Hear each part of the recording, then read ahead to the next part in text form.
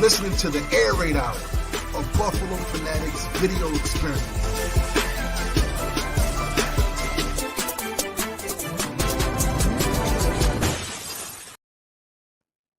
Welcome in, ladies and gentlemen, to the Air Raid Hour. My name is Steve Mathis. You can find me on Twitter at Judge Mathis, joined as always by my co-host Dave Tilton. You can find him on Twitter at Tilt Money. Kendall, producer Kendall's in the background. You can find him at Mersky Kendall. We will be joined by the Every Morning Quarterback EMQ podcast today in about 15 minutes. We got a Jets fan. We got a Pats fan waiting in the waiting room for you guys. Some fresh chum for the comment section. Am I right, Dave? Yeah, the Sharks will be circling tonight. Although, I mean, look, if they're talking draft only, they did pretty good. They did pretty good. So, as always, we're brought to you by Symbol tonight. Go over to symbol.app/fanatics. Get your $10 deposit bonus using that promo code no minimum. They send out a nice little monthly update this morning to me about what's going on. There's another little promo they're doing. Go over to their website to check that out. And I'm in the process of drafting up our Buffalo Fanatics May Sim Bills report to give you guys an idea of what's going on with the value of the Bills from prior in April when I wrote the report to now after the draft. So that should be really interesting, and we'll put that on the blog in the next couple days. So, yep, go over to symbol.app/fanatics and get that $10 deposit bonus. We got Ryan Teal coming in saying, smash those likes, people. Yeah, we would really appreciate it if you could like, subscribe, share this video. It will be it would be great for us if you could do that for us. So we'd really appreciate it. Smash those likes, and thank you, Ryan, for the super chat as always. We got Patrick Guerra coming in with the dolphin, or maybe it's a shark. The Sharks are circling. Yeah, we got By Chance coming in saying they outdrafted us so badly. I know By Chance was not a big fan of our draft. And Randy Hartman said Miami traded for Tua's replacement today. So I missed. If Miami made a trade today, please let me know for a quarterback. I know they got Jason McCourty. I didn't hear anything about Miami picking up a quarterback today. So if they did, let me know in the comment section. I missed that. So it must have been pretty recent. But who's in the comment section joining us other than our man Randy and Patrick?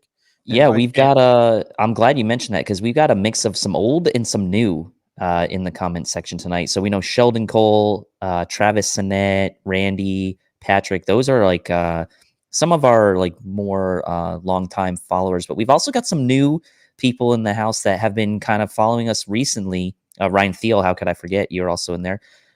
Kim Boomhauer has been following us now for a little bit now. She's active on Twitter, following us, interacts with us on Twitter. So Kim's in there. You mentioned By Chance. Bill's Guys N is back. And we've got Jake Hangin, Travis Sinnett, another longtime viewer of ours in, AK Cash, Sheldon Cole. So we've got a good mix of a lot of people that I recognize and some new people I recognize too. Lone Wolf is coming in now as well. So keep filing in. We're going to have a good one tonight. And this is crazy. I didn't even know you could do this. So a couple of stories here, because Randy says this just came in 4 hours ago and I missed it. I completely missed it. So the Colts are trading newly drafted quarterback Sam Ehlinger. Didn't even know you could do that, for Jakeem Grant and a conditional 6th-round pick. So that's super interesting. A swap of Jakeem Grant, who I think was an underutilized receiver there that our guy Kevin never really seemed to appreciate, called him just a kick returner. I think he's a little bit better than that, and the Miami's been underutilizing him, for Sam Ehlinger, who's another noodle-armed quarterback in the similar form to Tua. But I'm not going to diss on Sam Ehlinger too much, because apparently this afternoon, Sam Ehlinger's brother passed away at the University of Texas. And he already lost his father years ago, if you saw that section of him, that segment for him in the draft. So prayers out to the Ehlinger family. And man, traded on the same day. That's just, can't even imagine being Sam Ehlinger right now. But yeah, Miami has themselves a quarterback. I was looking at the Miami depth chart, and it was weak at quarterback behind Tua. I think it's good for Sam, honestly. I mean, with Wentz in Indy, and they still have Jacob Eason there in Indy, who they drafted last year. I mean, he's got a chance to be a backup, immediately be the backup in Miami. And, didn't Jacoby Brissett go to Miami too? Am I losing? Yeah. He did. Yeah, no, he did. Yeah, you're right. You're right. Well, so maybe not such a great situation, but hey, it's Miami. We've been so focused on the draft lately that our ideas of other teams' depth charts are second. But that's what today's all about. Today's about figuring out what the heck is going on in the AFC East. But before we bring the every morning quarterback Podcast on to talk a little bit AFC East in the draft. There was some Twitter wars today between the Buffalo Bills and my new town, I should say, the Arizona Cardinals. So, take a gander at this tweet. So, the Arizona Cardinals tweeted, finally, as in finally, Twitter is no longer cropping photographs, and they decided that they were going to have the full extension of DeAndre Hopkins with the Hail Murray photograph for their picture. But sure enough, Bills Mafia came back strong. We had the Buffalo Bills coming back saying, hey, we love, and this is a quote tweet, by the way. Hey, division champs love the new Twitter crop too, with an image of the AFC champions in reference to the fact Arizona Cardinals didn't make the playoffs. And our man Merck coming in even stronger. Why not use your playoff picture, Arizona Cardinals? And it was Cliff Kingsbury's picture from the draft last year. Oh, that's good. Kudos to Bills Mafia for having Merck is great. Like, he is great. There have been some new teams in the crosshairs of Bills Mafia the last 2 years. So Minnesota, out of fucking nowhere, the only other team that's lost 4 Super Bowls, the only other team. Mm-hmm. We should be commiserating with them, not fighting with them. But ever since the Stephon Diggs trade, the Buffalo Bills are just at odds with these Viking fans, which makes no sense. Will not let it go. Which makes no sense. Jefferson. They got Justin Jefferson. Sorry, but again, still, draft brain.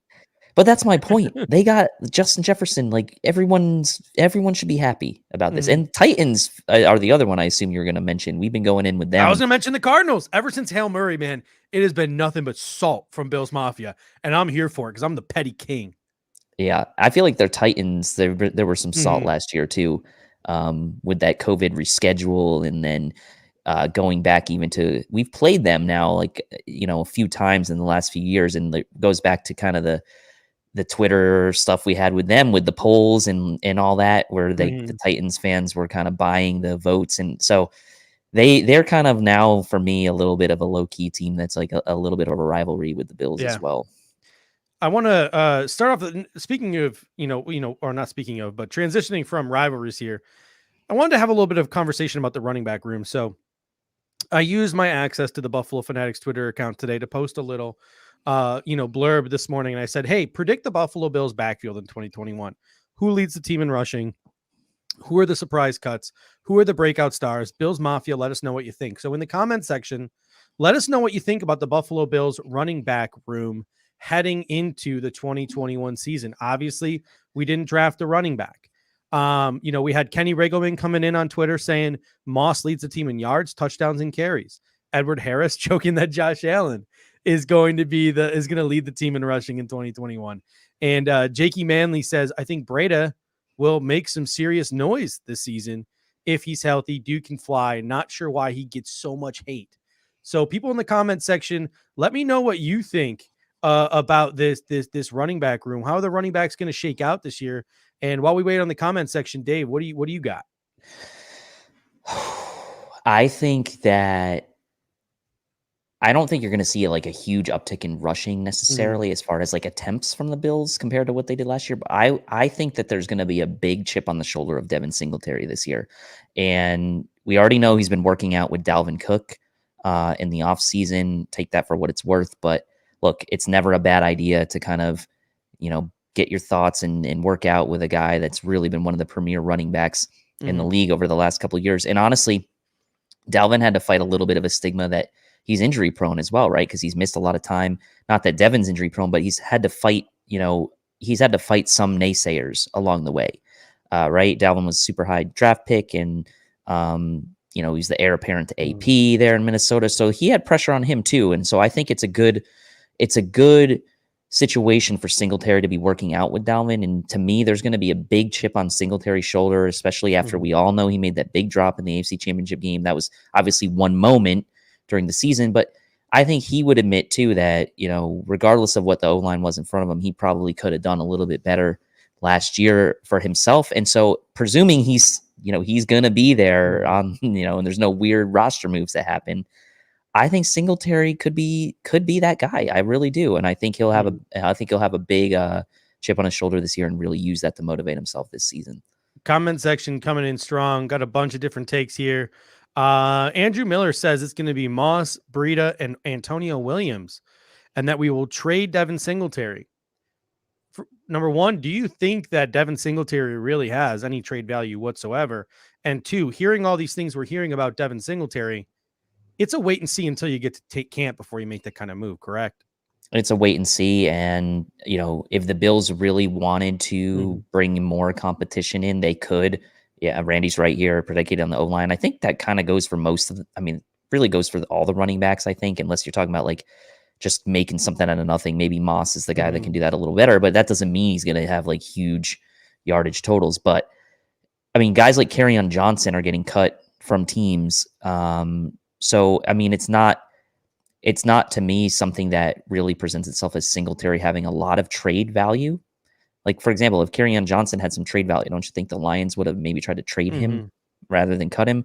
So Singletary to me probably doesn't have a ton of trade value right now, especially knowing when teams look at the Bills, they say, look, you've got Breida, you've got Moss, you've got Antonio Williams, you've got Singletary, you might bring in someone else. So I don't think he has a ton of trade value. I also don't think the Bills are really that interested in trading him, to be honest with you. So we'll see. We got I Am Tired coming in, says Breida will have numerous home run highlights. Moss will have the primary role, and we will trade Molasses Motor. And here's the thing, Molasses Motor, I get it. There's been a lot of hate for Devin Singletary this offseason. I really like what I've seen from Devin Singletary, on Instagram and on social media, the effort he's putting in. I know Zach Moss is coming off of a pretty serious ankle injury too, but who knows if he'll even be ready to start training camp, Zach Moss, that is too. And it might take him a while to get his conditioning. We could see a situation where it's Devin Singletary and Matt Breida as the 1-2 to start the season. And it might take Zach Moss 4 or 5 weeks to get back into the swing of things. I wouldn't be surprised if we see a situation where Zach Moss ends up on the PUP list. It doesn't make it back until midway through the season. That was a legit ankle injury that he suffered in the playoffs last year. So it'll be interesting to see how the Zach Moss stuff plays out. Obviously, as we get closer to training camp, we'll get more information. But I wouldn't count out Devin Singletary just yet. And yes, I really don't think he has that much trade value. We can talk about it all day. Him and Jake Fromm, F.A. Obata, Levi Wallace, if he loses out to Dane Jackson, there's numerous players on this team that we might want to trade where they actually have trade value but hey, Brandon Beane turned Russell Bodine into a 6th-round pick, Marshall Newhouse into a pick. He can get something. Lee Smith, into a 7th-round pick. Hey, so the Falcons seem to be just pouncing on anything that moves. So maybe after signing Hawkins and they have themselves some quality running backs between Javian Hawkins and Caleb, I love Hawkins and Caleb Huntley, who the guy in the break room there at the Every Morning Quarterback podcast, they interviewed him. Caleb Huntley and Javian Hawkins are going to be a little thunder and lightning rookie connection there in Atlanta. I think Hawkins. I love Hawkins as a fit there in Atlanta too. I like their UDFA class more than I like some people's draft classes. They got their Antonio Nunn. They were just everyone was yeah, Atlanta, why not? It was literally just everyone went to Atlanta. But we got Ryan Teal coming in saying Greg Rousseau on Good Morning Football today. That pic of him with Bean and McDermott was like Shaq and Kevin Hart. You have to find it. Yeah, that thing's been plastered all over social media. Buffalo Fanatics did a really cool thing today where it was Gregory Rousseau photoshopped onto Groot, and it was Trey White onto Rocket.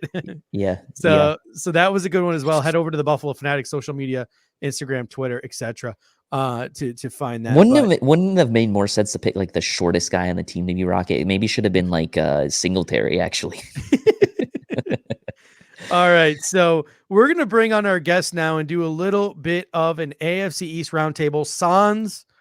Sans Miami, because we've had Kevin. We had Kevin for the entire draft. I think Bills Mafia has heard enough about Miami, so we're going to get a little bit of insight into the New York Jets and the New England Patriots. So we're going to bring on to the show now from the Every Morning Podcast. We have Anthony Spagnolo and, as I can get him there, B-Mac. How you doing today, gentlemen? How's it going, guys? I'm doing great, man. Thank you for having us, and shout out to the comment section. You guys are awesome. I was just looking on the side over here. Full disclosure. Anthony is my cousin. So if I show any favoritism to the Jets today, it's just because we're family. And that fire a little less to be worried about with the that Gronk pick in the background there just caught my eye. And that fire intro at the start of our show. not the like crazy, like Marvel looking Buffalo Fanatics thing.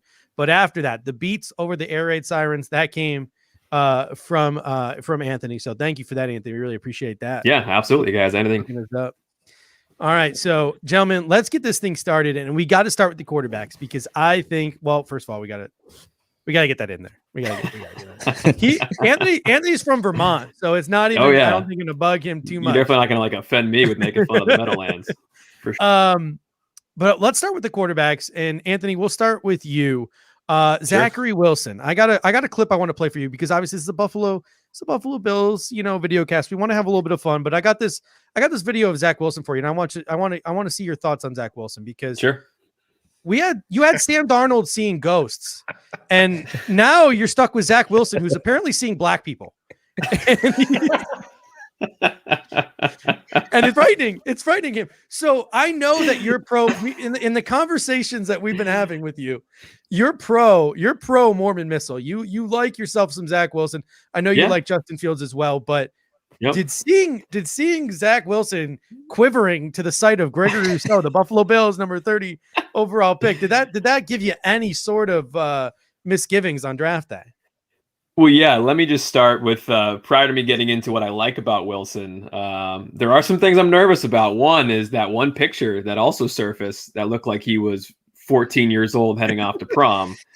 He looked like he was waiting for his mom to kind of straighten out his tie. That one was not a great picture. So right away I was like, we're going to do it again. We're going to have another bust at the quarterback position. And then what makes me nervous too? Oh, the walk from Mac. I'm sure my man. Oh, don't worry, we got that coming up. We got that on B-roll. Don't you worry. I was gonna say, but what also makes me nervous about Zach, and I do think he was the right pick. So let me just start there. I do think he was the right pick, and I'll get into that in a moment. But it makes me nervous a little bit when you see all the numbers with him playing against top competition when he did play against top competition, because he didn't really during his college career.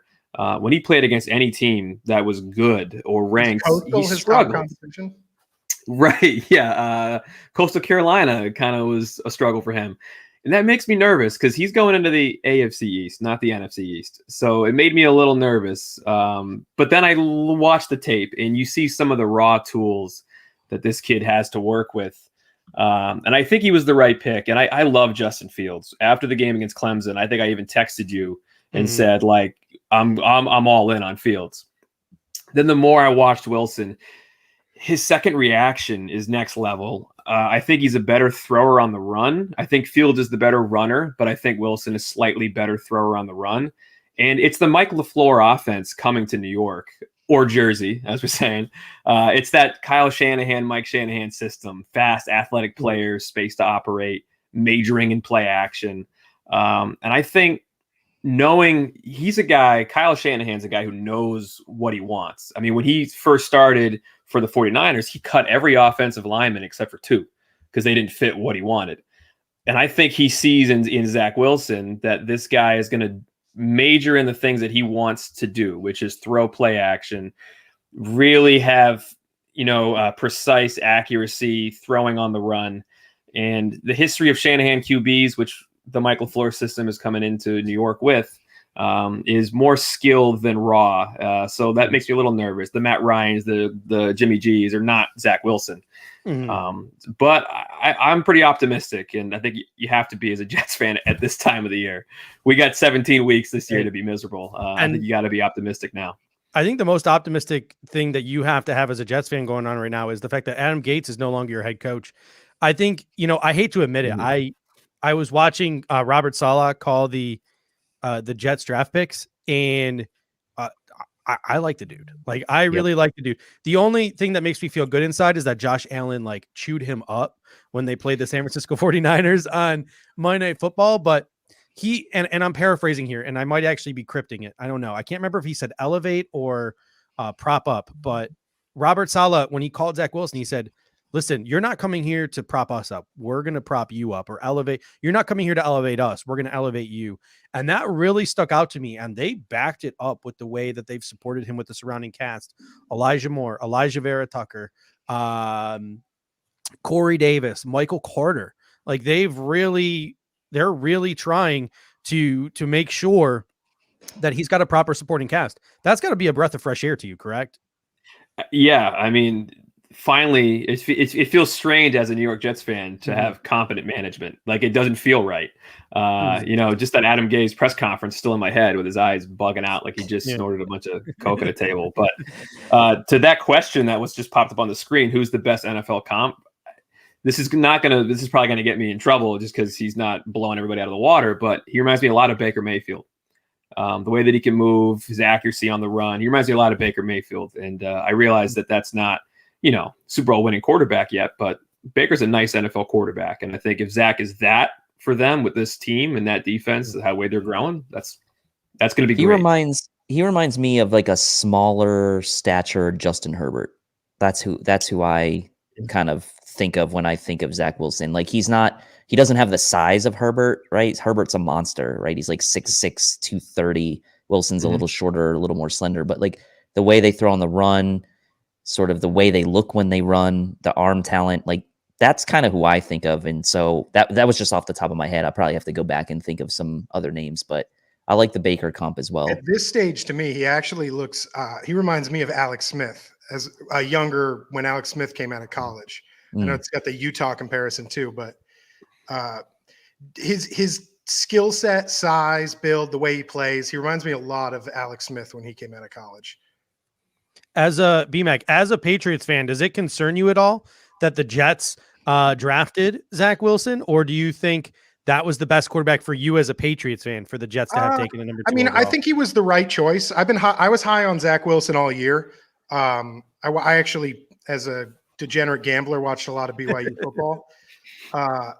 So I was big on Zach Wilson even before they started kind of climbing him up the draft boards. So I do think he's the right pick. My faith is in the Jets' ability to ruin him. At some point when you look at 40, 50 years plus of a resume of a franchise, it's hard to say this is the one that's going to pan out. I mean, how many times have we done this that, this guy's going to work out? So I do agree with you. I think Saleh is a legit football coach and a serious dude. And I think he's exactly the person they needed to fix that culture. He stands out to me as a lot different than what the Jets have had the last 20 years of different kinds of what I would call clowns coaching their franchise. I think Saleh can change that. And I think Wilson he's definitely the right pick. I think he's got all the talent that they need. I don't know about the rest of their offense right now, especially throwing him. He's going to be thrown to the wolves right away. So that part's going to be interesting, especially with, I think the rest of the AFC East has pretty legitimate football teams right now, at least for a rookie quarterback to go up against. When I don't know what defense is the worst one of the other three, but they're all going to be pretty good, I think. So that part. And then that video you showed, I was going to bring up to Anthony. It stood out to me as like, oh, were we wrong? Like is that going to stand out 4 years from now? Like, oh, we should have seen this. This guy is awkward and weird and uncomfortable because that video was really, it was strange. Mac, speaking of awkward and weird and uncomfortable, I got a video to show you. And I'm sure Mac Jones walkout. I'm sure you've seen this one. And here's the thing, Vinnie Mac walking out to the ring. That's what it was.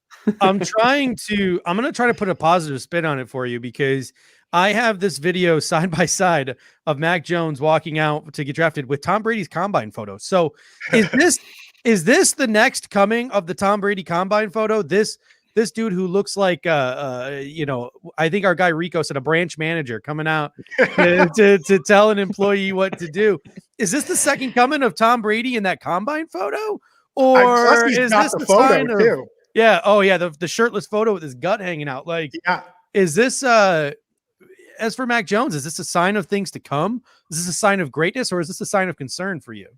I'm sort of agnostic on how I feel about Jones. I was not that high on him coming into the draft. I mean, I'm obviously excited about taking somebody who was projected to be a top 10 pick at quarterback, especially because the Patriots don't force anything. He's going to have a chance to learn. And I mean, Belichick's so close with Nick Saban. you tend to think that Saban either said, this guy's legit or he's not. The walkout it reminds me of there's that video of Belichick walking out. I like the Vince McMahon one too. It's like it's like a kid version of the Vince McMahon swagger. In Mac Jones's walk, he's got like the frumpy, like wide hips going too, where it looks like it's like somebody's mom. It didn't. He had the swagger. It's confidence, man. He just joined the Patriots. What is he gonna do? But I'm gonna play some clips of Mac Jones here, but I'm gonna ask you: are you upset that they didn't make the move and trade up for Justin Fields? Because with Cam Newton as your starter right now, Josh McDaniels talking about how he likes to use the quarterback to run and he likes the stuff he's utilizing Cam Newton with. Would you have liked a more similar quarterback to Cam Newton, behind Cam Newton, or or is this your number one choice as a Patriots fan? For me, like I said, I was sort of agnostic on Jones. I was a little higher on Fields, but at the same time, I didn't want to give up what the Bears gave up to move up there. And it's not a Patriots type move to do something like that unless they were sure this is the guy. And I don't think they were. I don't think they viewed it as one of them being significantly better than the other one, or one being a significantly better option than the other. Like I said, I think they sat there at 15. They said, if one of these guys gets to us here, then we'll take him, but we're not going to force it. And I do, I might, even among Patriots fans, be kind of unique in that I actually think Cam Newton is a viable option this year. And I think he'll be significantly better than he was last year. I don't think Mac Jones is playing this year. But I do think clearly it's the highest they've ever picked a quarterback. So they have some belief in him. It's the highest they picked one since Bledsoe, but it's the highest Belichick's ever taken a QB. And Mac Jones, the hard part for me is it's really hard to tell because he played with 4 number 1 receivers. How do you know, his numbers this year are crazy. He had 40 something touchdowns and 4 picks. Like if you put him in a different program or called him a different name, you'd say, that's one of the best seasons in college football. So like I said, I think the hard part to judge is he's playing with 4 guys who got picked in the top 14 of the draft at receiver. Maybe I will say this. I will say this. There is a little bit of at least short-term history maybe working in his favor, like between Hurts and Tua, right? The last 2 Alabama, we know Hurts transferred, but there was this stigma around kind of like Ohio State with Fields, right? Like Ohio State doesn't really put good quarterbacks in the NFL. Alabama traditionally, they've had some, obviously, like Namath and others, but like they haven't had like a ton of success putting top tier quarterbacks in the NFL. They've had guys like McCarron and Mallett and things like that have stuck around. But Hurts showed some flash last year with the Eagles. Tua, as much as we want to rail on him, he looks like he could be pretty good with another year. And so like the short-term history of Bama quarterbacks where Bama has kind of turned the tide on, not to use, like that was not a pun intended, by the way, to more of an offensive football team in the last couple of years where they were traditionally kind of more known as a defensive and running team, could be a positive in Mac Jones' favor. That's how I would spin it, as a positive for him, maybe. Yeah, like you said, the thing that stands out about that is people forget that Alabama wasn't an offensive powerhouse. They were a running program with ridiculous defenses until the last 4 years, really. Once, the end of Jalen Hurts, but even there, people were calling him, or essentially saying he was the one holding back their offense until they put Tua in. And since then, they have been an offensive powerhouse. Yep. But statistically, Mac Jones is the best QB they've had under Saban. Yep. So again, it's hard to judge. I'm happy about it. I think he's put in the right spot where he gets a chance to learn. He obviously is the best coaching he's going to have. He's had great coaching coming up. And he's known as a good decision maker and a smart QB. And that's what kind of, to fit into McDaniels and Belichick's system, that's the most important part. We'll see about the, arm talent after that. But he's not forced into anything early unless Newton implodes or gets hurt. Right. All right, let's transition on to the other draft picks from these teams, and we will start with the New York Jets. Pulling up this graphic here with the second pick in the first round. Well, not the second pick, but the 14th pick, their second pick in the first round. The New York Jets took interior offensive lineman Elijah Vera Tucker, who's also obviously got that left tackle flex as well, but they already have Mekhi Becton in there in New York. And in the second round, they took Elijah Moore. And in the fourth round, they got an absolute steal in Michael Carter. Yes, so they Anthony, did. I'm going to start with you. Where does Elijah Vera Tucker fit into the offensive line equation? Is it left guard? I've heard some rumors of center. And next, how do you expect Elijah Moore and Michael Carter to fit into this offense early on as well? Sure. Yeah. I mean, I think Vera Tucker was a great move by the Jets. And I know we gave up 2 third-round picks, and I've seen a lot on Twitter. And, Twitter is how where many you go picks for... you still ended up with. I mean, exactly, you had so many picks. So yeah. And like Twitter is where you go if you always want to feel like you're wrong. Like it's just always gonna be 100 people arguing with you for no reason. But everyone was like, oh, that's way too much to give up. I was like, for the best interior offensive lineman possibly on the board. All right. But he was the great move because I think he's a day one starter. He is a day one starter. Probably at left guard to try to solidify that whole left side of the field. And we'll just have Wilson stand a little bit off to the left when he's throwing it because the rest of the offensive line is worrisome, to say the least. Center, Connor McGovern is, I don't know. I would have loved to seen them have gotten Creed Humphrey somehow. I wanted him second round. Very pleased with Moore because I didn't think he was going to be there, but I would have liked to see them address center in this draft. And then the right side of the line, I'm a little shocked that Alex Lewis is still on the team. He's there. And then Fant. I mean, Fant actually had a pretty okay season. I know the New York media, when they talk about his pass blocking, you would think he was giving away, a whole list of like Sam Darnold's fears and like his home address every time he was dropping back to throw. But I mean, he actually did a decent job of keeping his quarterback upright. So I don't think Fant will be a great. You still have he's not going to be a Pro Bowl. Van Roten too, right? I mean, Van Roten's a Van guard. Roten, yeah. It's one of those things where I think Joe spent all that money the previous season on getting some beef on that O-line. I think he wants to give it a year with a true training camp, a true mini camp to build a little bit of chemistry and see if the guys that he picked last year are going to work out. And that's fair. We're not winning the Super Bowl this year. I think we're not going to be, we're not that naive. So that's fair for him to see if the guys that he picked were the guys. But I love Vera Tucker. A more play action approach and a more maybe run focused approach might actually make that offensive line better just because the way the scheme and the philosophy is changing too. Correct? Oh, absolutely. I mean, the guys that he got last year are pretty athletic for like the most part. Fant's an athletic dude. I mean, he could definitely roll out and move. And I think Vera Tucker is probably the most athletic lineman that they could have picked at that spot. Christian Darrisaw is pretty athletic himself, had they have stayed at 23. But I think Vera Tucker is going to be an immediate upgrade. I mean, the Jets' offensive line was what, like 29th in the offensive line ratings on Pro Football Focus and all those numbers that they crunch, nerds. But I really think he's going to be a stud for them. He had the highest block grade and true passing sets when he was in college. And for what we want to do on offense, I think he was the answer. But I was super excited about our skill guys that we got. Yeah. I see the guy right there that says Moore and Carter are going to be a problem. Yes, they are.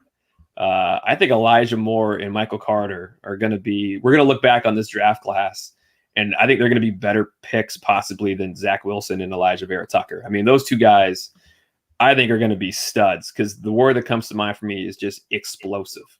And I think steals at where we got them. I think Moore could have been a first rounder. And I had Michael Carter as like a second round grade. I mean, honestly, I think he was a second round running back. Carter finds the end zone. I mean, he makes a living off chunk plays, which in the outside zone run scheme that we're going to be running in New York now, I think he's going to find ways to get into the end zone a lot off of those big chunk plays. He's got acceleration for days. And the fact that he was going to be probably their third round pick is what I had read, is that the Jets were going to take him in the third round. And then they traded those picks away to go get Vera Tucker. Fortunate he fell. I see him as the starting running back, honestly. And I think him and Tevin Coleman probably give them the most pop out of that backfield. P. Ryan is not. He doesn't fit this system. I think he's a decent running back, but he doesn't fit the system. Yeah. And then Moore basically is a running back when he gets the ball in his hands. So I'm really excited. I see his first season, Debo-like. I know Debo had almost 1,000 yards his first season, like 6 touchdowns, but he made a lot of big splash plays. And they found a way to move him around, slot, backfield, swings, tunnels. They found a way to get him the ball. And what excites me the most about Moore is I had read that he hadn't had a single drop when he was in the red zone his whole college career. And when we're looking at a Jets offense that for the last couple of years has struggled to score when we get into the red zone because there's no threat to actually get there and catch the ball. And I think Moore is a clean route runner who's going to find his way into the end zone quite a bit. Him and Zach Wilson, I think, are going to be, fireworks from the get-go for sure. Yeah. And you're not worried. There's 3 things that concern me. Number one, is Elijah Moore going to be able to get enough touches with Jamison Crowder in front of him? Number 2, I look at that tight end room. Is Chris Herndon going to rebound in this LaFleur system? And Ryan Griffin, Tyler Kroft, it's not exactly, I know they got Kenny Yeboah as a UDFA, who I really like, but not exactly a sexy tight end room and not exactly a sexy running back room. Like, are you concerned at all about the depth at tight end and running back? Oh, big time. Yeah, big time. I mean, the whole draft, I was yelling, draft a tight end, and we had a chance to get. You texted me about Brevin Jordan a couple of times. Yes, I mean, there was a couple of chances. I was like, "Are we?" He fell crazy. I mean, I know it was because of his athletic testing, but I was saying throughout our live coverage, I was like, Brevin Jordan, someone's going to get a real value in him whenever he gets picked. And I think it was like, what was he, the 4th round before he got picked, or maybe even the 5th? Texans got him real late. The Texans actually made a good move for their roster. Yeah. So that he kept falling. That was an odd one to me. I'm kind of glad he's not in the division. Yeah, I mean, I really wanted tight end to get addressed, and we did get an undrafted free agent in, Kenny coming in from Ole Miss, but the Jets tight end Chris Herndon is not the answer. I mean, we've seen he keeps getting hyped up a lot. I mean, I know people he gets a lot of every dynasty league every year. It's like, oh, he's a sleeper tight end for fantasy, or he's going to be bad. Yeah. But I know he's battled injuries as well. But he's got talent, but he's just he hasn't put it together yet. And what was he drafted in 2018? So this will now be his 4th season. Herndon feels like he's been there for 10 years. He's the Carl Krauser of the New York Jets tight ends. I feel like he's been there for 20 years. That's saying something. Yeah, he's like your Dawson Knox. He's like your Dawson Knox for us. Yeah, Bill's got a tight end who I wanted in the undrafted free agency. It was Texas Steve after the draft. Morris. I really wanted Morris. Yeah. I had him ranked very highly when I was watching tape. He's got wide out skills. I know, there's a reason why he went undrafted. He's got some flaws, but he was a guy I was really pushing for. But the depth on the Jets, to answer your question, across the board is scary. And when we get into kind of what I think they're going to do this season, it all depends on depth, because injuries are going to kill this team. I mean, if we stay healthy, they have a chance to be obviously better than they were last year, but there's no depth across this roster. Yeah. BMAC, let's take a look at the Patriots draft here. Obviously, they went offense early in Mac Jones, but then they went and took, Christian Barmore, Ronnie Perkins, Cameron McGrow, Josh Bledsoe. We'll talk about those guys in a little bit, but there are 2 players here on offense. Ramador Stevenson, the running back from Oklahoma. Is he a running back? Is he a fullback? He was a very highly sought after recruit, back in the day, but got into some trouble. And then Trey Nixon late in the draft, who's sort of a size-ish, like at 6'2", 195 and a burner. Ramador Stevenson, did I say it right? Ramador Stevenson. Yeah, you're on your right. Ramondre, I think is how you say it.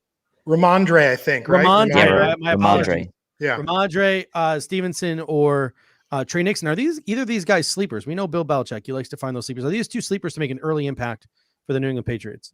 It's hard to say. I think Ramondre Stevenson is a unique kind of back. So there's the potential definitely for him, but the Patriots also have a way with running backs that you have absolutely no idea what they're going to do week in and week out. But everyone's made the comparison, even he made it himself, that Stevenson's a lot like LeGarrette Blount. He's a unique style running back. If you watched any Oklahoma football this year, he kind of really stands out.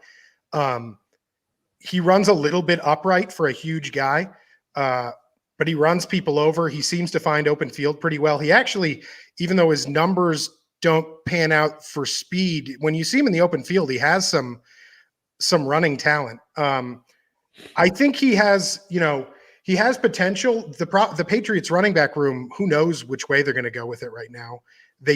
Everyone thought James White was gone, but he's still there right now. And then obviously you've got Sony Michel, Damian Harris. I mean, I'm a huge Damian Harris guy. I think he showed flashes of potential greatness this year when he was healthy and played. I think he's much more the guy you want in that backfield, especially with a Cam Newton style offense where you're Harris looked good, I thought, last year. I mean, he played well against the Bills in that first game where it was a slugfest. I mean, he ran all over us. Yeah, and I saw that. And if I'm not mistaken, I believe I just saw that the Patriots did not pick up Sony Michel's 5th-year option, so this may be his last year. That seems pretty likely. It's Michel he's as generic back as it gets. I mean, it's worked out. The guy won the Super Bowl and had 6 touchdowns in the playoffs. So I mean, as much as Patriots fans complain about that draft pick, I don't know how to complain about that. And amidst all the injuries we've had, he's been a guy who's there every down to get 3.5 yards a carry. So, he hasn't been great like you would have hoped a guy that you took in the first round would be. But he's been fine. He's not flashy, but he is what he is. But back to, I think Stevenson has a good chance to be the kind of guy Belichick likes to have in that backfield, going all the way back to Antoine Smith, Corey Dillon, LeGarrette Blount. Those are all the same kind of big back, falls forward, can keep moving the team downfield, stays healthy. Those are things Belichick likes in the, consistent guy to have every game to get 15 carries. And I think that's what they see in him. And then as for Trey Nixon I don't know if you know the story. It's an Ernie Adams pick, but Ernie Adams, if you guys know who Ernie Adams is, he's been with Bill Belichick for 40 years and is retiring this year. And Belichick let him exclusively just pick the 7th round pick for the Patriots. So Ernie Adams took Trey Nixon with no input from anyone else. So Ernie Adams is kind of a guru. And I mean, the other time they let Ernie Adams do that, he took David Givens, which was also a 7th round pick out of Notre Dame. And that one worked out pretty good. So, that gives you hope that it'll work out. Who knows? I mean, there's no risk in it. Yeah. The way our receiving core is, we seem to find a lot of guys that work out better that either are not drafted or are late round picks. The resume for the Patriots early picks on receivers is pretty terrible, but 5th, 6th, 7th round is actually pretty good. You got my NC State guy there, Jacoby Myers. Like the Patriots have the definition of a receiver last year. The Patriots have a definition of like a hodgepodge receiver room right now with like the free agents they signed, the guys like Myers who were already there, and then now, right, with Knicks, like it's going to be interesting. I mean, they went out and they paid Bourne and Aguilar, who are both pretty good players. I'm not saying they're not good players, but they paid a lot for those guys. I think there's going to be high expectations on those guys to be have production this year. But I still think Myers has some potential as well to contribute. And who is the one guy? Who's the guy I'm missing? Harry. N'Keal Harry. Harry, yeah. That's the other 1st round pick. Yeah. Aguilar and Kendrick Bourne. Yeah. Well, and then we have Jonnu Smith, who you guys know pretty well from last year, and Hunter Henry. Yeah. So. My boy Dalton Keene too. I think the 2 tight ends. What's going on with Asiasi too? Like they drafted 2 tight ends last year, and now it's like they just signed 2 more. It's really hard to judge. They were, at least to the media, the Patriots internally were high on the tight ends they took last year, especially Asiasi. But I don't know if you blame Cam Newton, if you blame the scheme, if you blame the lack of receivers or whatnot, but they had 0 production. Right.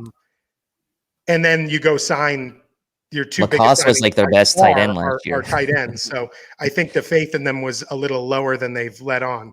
But I mean, it's hard to hate on signing Jonnu Smith and Hunter Henry. Clearly we're going for, right. And that fits a lot into the style of offense they're running.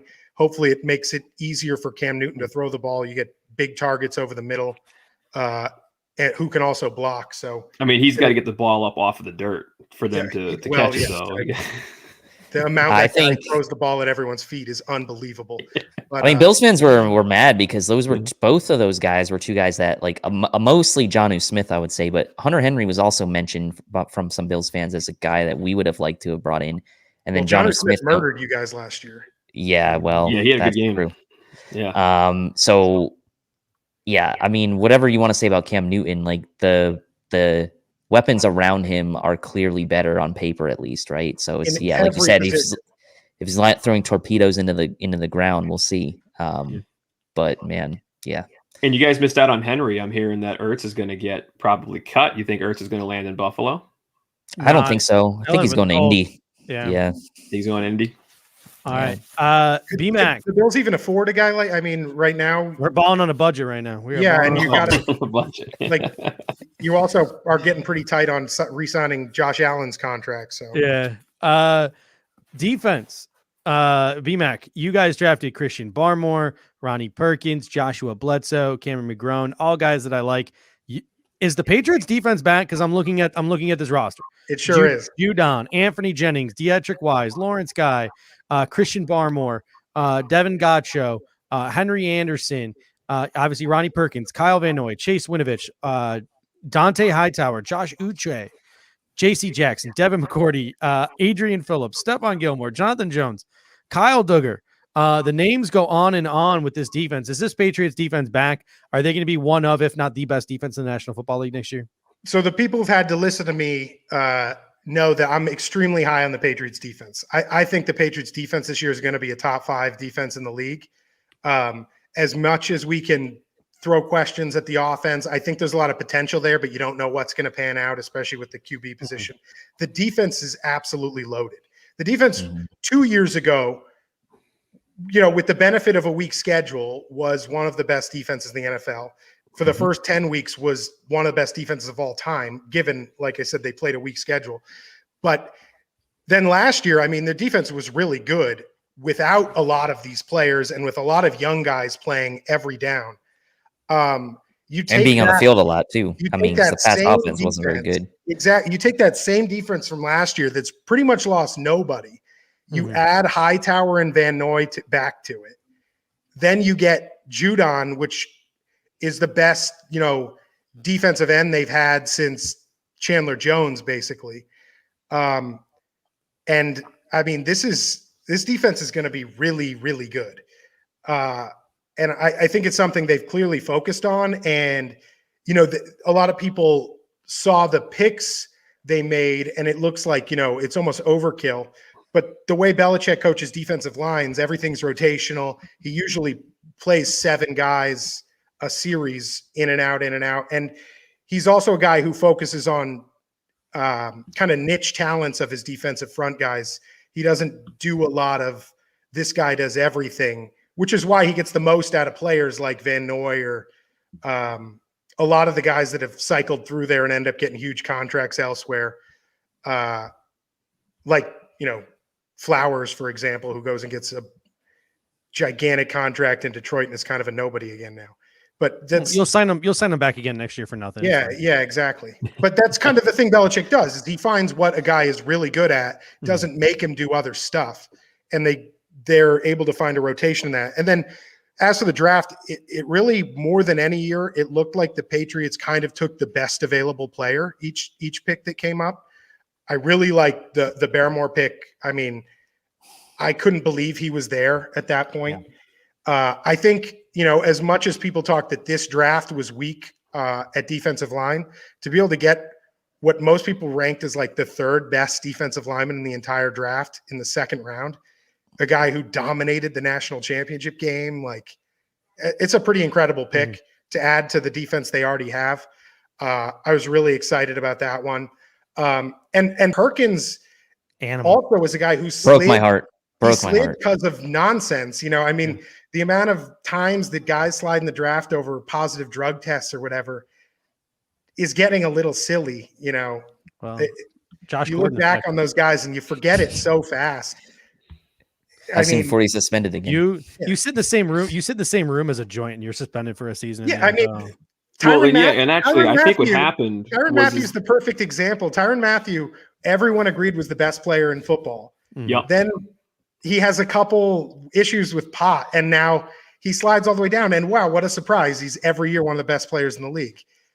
And I was going to say, I think what actually happened is Perkins was going to be drafted higher, but then Mac actually ran up to the stage, told on him to Roger, and then that's why he slipped, is what happened. He marched right up there and like whispered in his ear. He like shook his hand like, "Yo, Ronnie's like smoking weed." And, he stole Laramie Tunsil's gas mask. Oh my God. Yeah. But yeah, I feel pretty good. The Patriots defense is going to be legit. And I think it suits their offense to not have to force it as much. I mean, as bad, I think they had one of the worst rosters in the NFL last year, and they were 2 games from a positive. I mean, there are 3 plays from a winning record. Mm-hmm. Yeah. And Randy says they've relaxed the weed test, so that's good for you. Yeah. It's good for everyone, really. Good for everybody. Good for everybody. It's the NFL. Give me a break. All right, Anthony, looking at the Jets draft, they drafted a lot of defense, but they drafted a lot of defense late. Mm-hmm. Jamie Sherwood was a personal favorite of this show. Michael Carter, their second Michael Carter that they took in this draft, was a personal favorite of ours. Jason Pinnock, the corner, a pretty underrated guy. Brandon Eccles, I thought, was a very underrated corner. Hamza Nasidrline, the safety or the box safety, a big fan here in Bills Mafia. And our guy Kendall loved Jonathan Marshall, the IDL. You guys went defense late, but you didn't exactly go for the flashiest guys on defense. So you look at this depth chart now, it's Quinnen Williams, it's Fadikasi up front, Sheldon Rankins. You got some bodies up front. Carl Lawson was added to the equation, Jabari Zuniga, Jared Davis, Blake Cashman. That secondary scares me with May and Davis. Their safety, that's fine. Joyner comes probably as the nickel corner, but Blesso Austin, Bryce Hall, like you're counting on some guys that are very young and very inexperienced. I know they have CJ Mosley coming back as well, but to me, that Jets defense lacks depth. They got some promise, and obviously Robert Saleh is a good defensive coordinator, but what are just your general overall thoughts of the infusion of youth into the defense, the addition of guys like Carl Lawson and LaMarcus Joyner, and what you expect from this defense in 2021? Yeah, I mean, I think you nailed it with the fact that it lacks depth, and we're gonna have to be patient just as a fan base, which I know is not what New York media loves to do, but like the Jets as a franchise have run a 3-4 defense for like 15, 16 years, and we're gonna make this switch to a 4-3. And that 3-4, like for years, we've just been, hey, let's get the 300-pounders to clog that line, and then we'll get the pressure from just blitzing the linebackers. And now the premium is on the pass rush, which you saw Joe go out and address by getting Lawson and Rankins. And I think Marshall, I hope Marshall makes this team because you see some tape on him. He's explosive shooting the gaps. Mm-hmm. Like, I think he could be a problem for them. But we're in the middle of a transition of getting guys that fit Saleh, all brick style of what they're trying to do. And I think that they did it in a pretty creative way. We needed some linebacker depth, and they did it by drafting a couple of safeties that can easily convert to a linebacker, which we needed, lighter, quicker coverage first will linebackers. But, I love Sherwood. I think Sherwood is that dog that, Saleh wants on this defense. He's going to grind every single play. He's going to hit some people really hard coming over the middle. And then Hamza, I mean, he looked great before his knee injury. 2 years removed. Yep.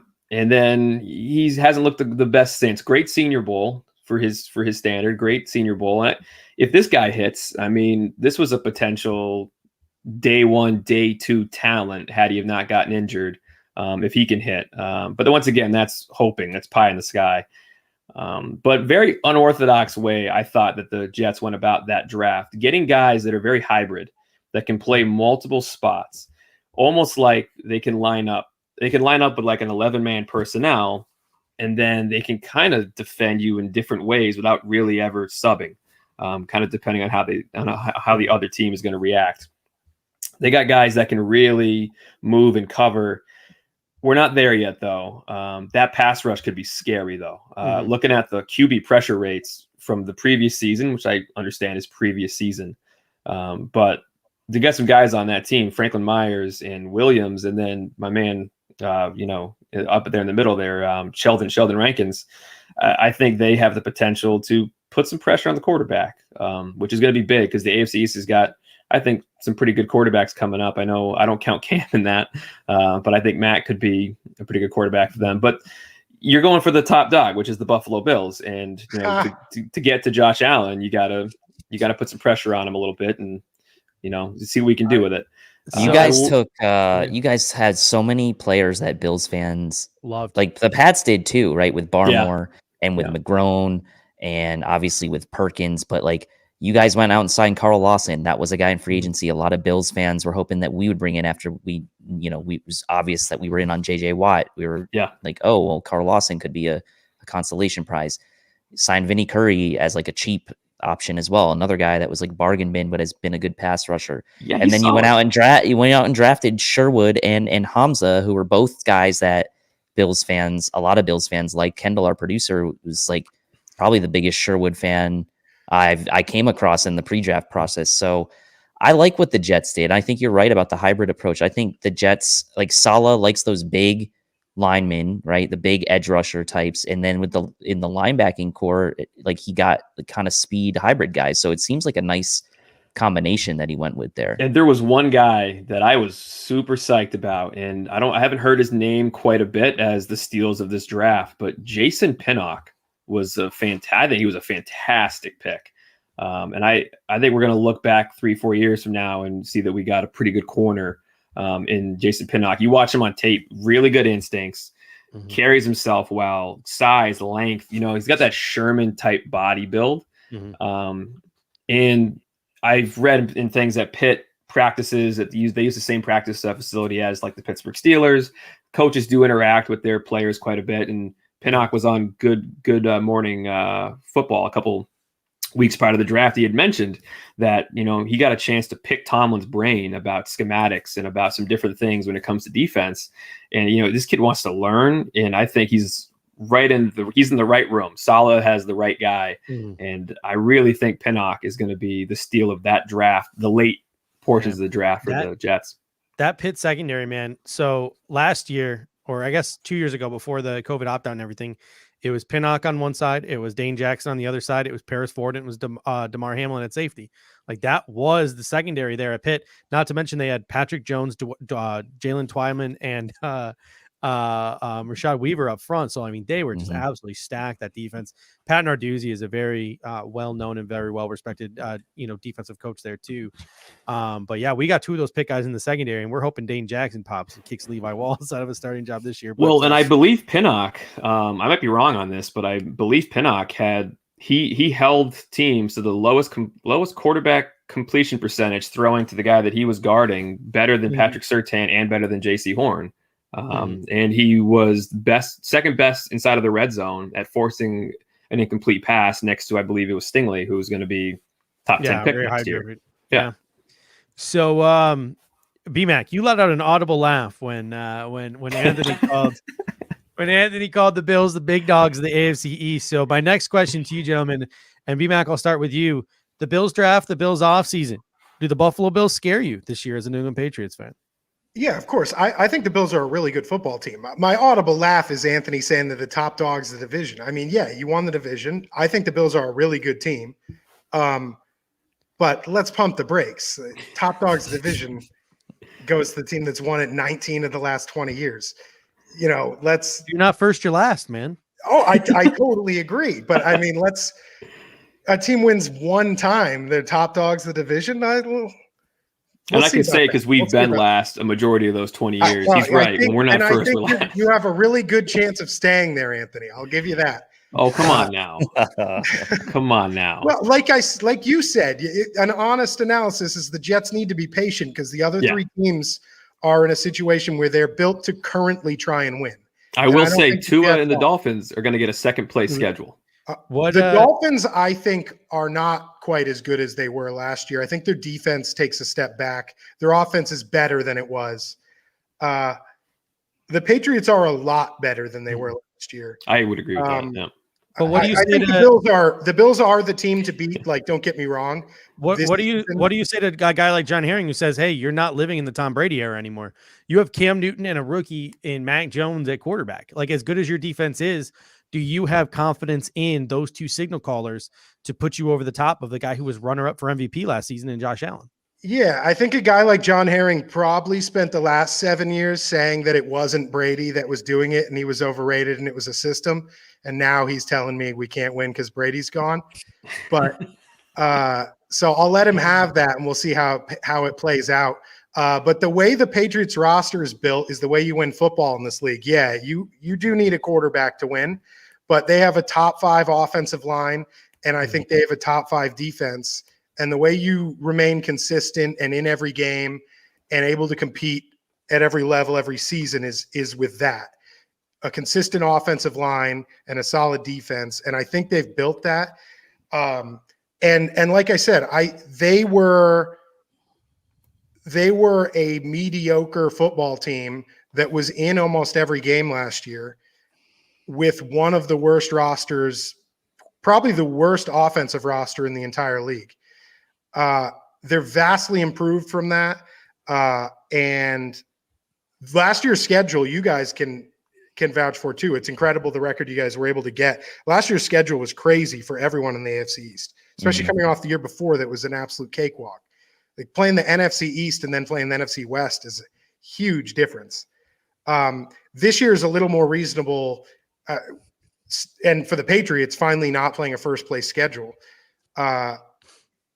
But I do think this is going to be a battle for this division. I don't think you're running away with it this year.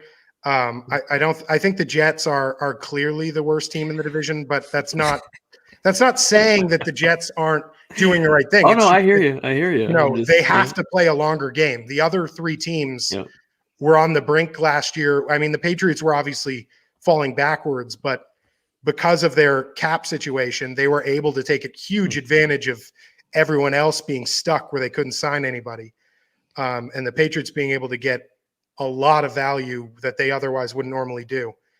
Yeah, I mean, the Patriots, it definitely comes down to the QB position, whether Cam Newton can play or not, whether he's improved from last year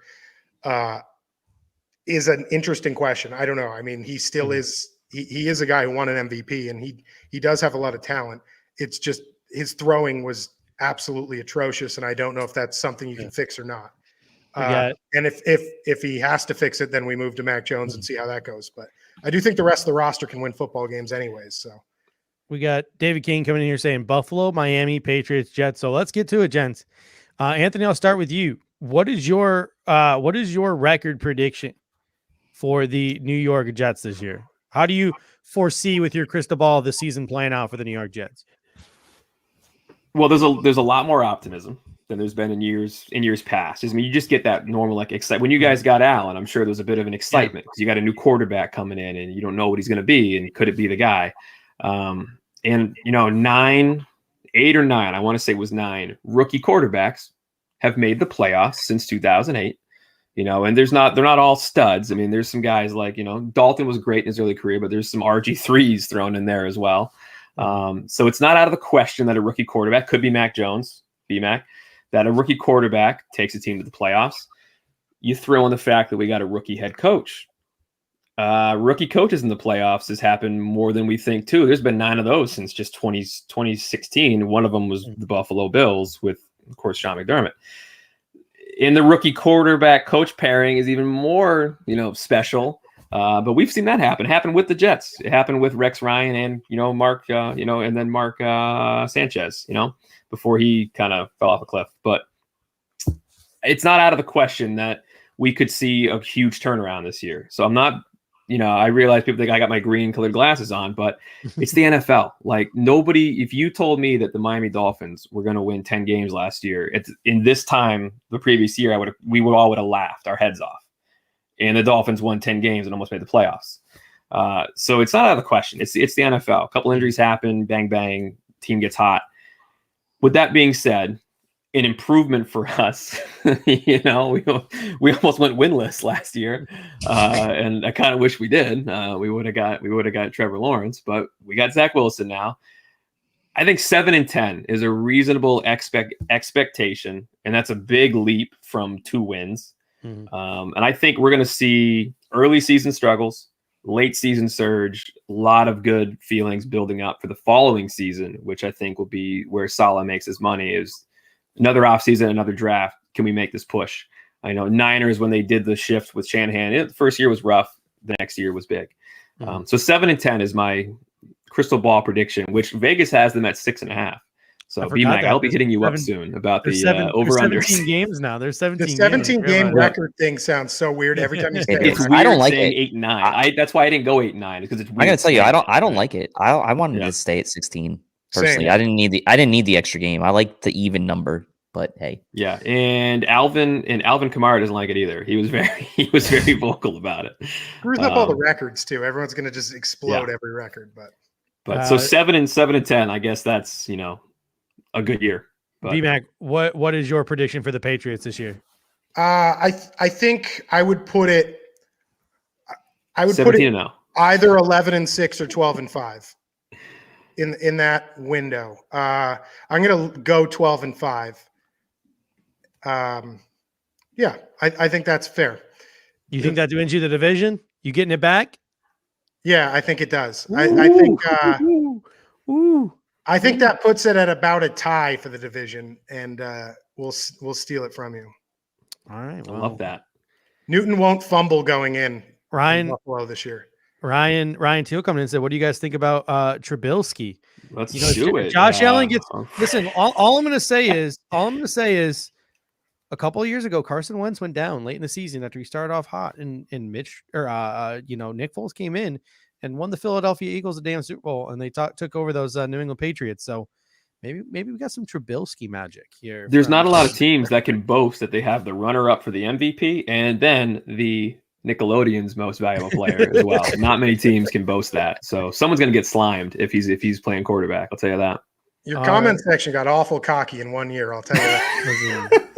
Awful. We've been this cocky. We've been this cocky. We were this cocky in the middle of a 17-year playoff drought. I know. I'm friends with a lot of Bills fans. Heading into a season with like Thad Lewis and Jeff Toole as our starting quarterback, Look, we'd still think we haven't had a nice good quarterback here for a while. So it's like we like to appreciate.